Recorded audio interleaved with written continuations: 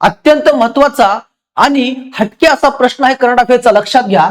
मंडला नावाचा एक जिल्हा आहे जो देशातील पहिला पूर्णपणे कार्यात्मक साक्षर जिल्हा बनलेला आहे. कसा बनलेला आहे रे? पूर्णपणे कार्यात्मक साक्षर जिल्हा बनलेला आहे. आणि तो कोणत्या राज्यात आहे असा आपला जबरदस्त करंट अफेअरचा प्रश्न आहे. मग सर हे कार्यात्मक साक्षरता काय असते तेच पाहायचं आपल्याला. कार्यात्मक साक्षरता काय असते? मग जो मंडला नावाचा जिल्हा आहे जो देशातला पहिला कार्यात्मक साक्षर जिल्हा बनलेला आहे पूर्णपणे, आणि तो जिल्हा आहे मध्य प्रदेश राज्यामध्ये. हा जिल्हा आहे जो देशातला पहिला पूर्णपणे कार्यात्मक साक्षर जिल्हा बनलेला आहे. मग लक्षात घ्या, याविषयी आपण पूर्ण माहिती पाहूया.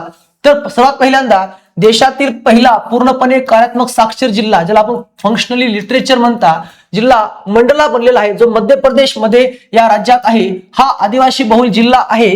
साक्षरता वाढवण्यासाठी व्यापक शैक्षणिक मोहिमा राबवल्या, त्यामुळे हे उद्देश पार झालेलं आहे, कार्यात्मक साक्षर.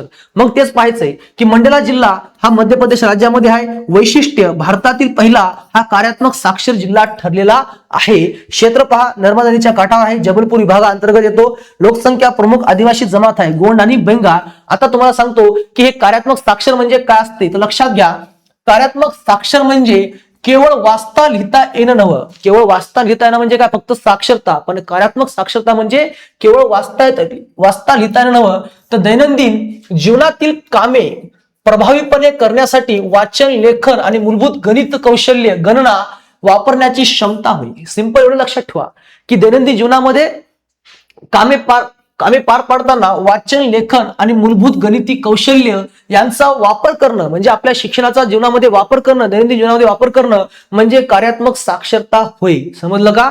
अशा प्रकारे माहिती कशी वाटली कमेंटमध्ये नक्की सांगा. आणि हा जिल्हा लक्षात ठेवा, मंडला जिल्हा मध्य प्रदेश राज्यामधला. समजलं का? नवीन असता चॅनलला सबस्क्राईब करून ठेवा. तोपर्यंत धन्यवाद.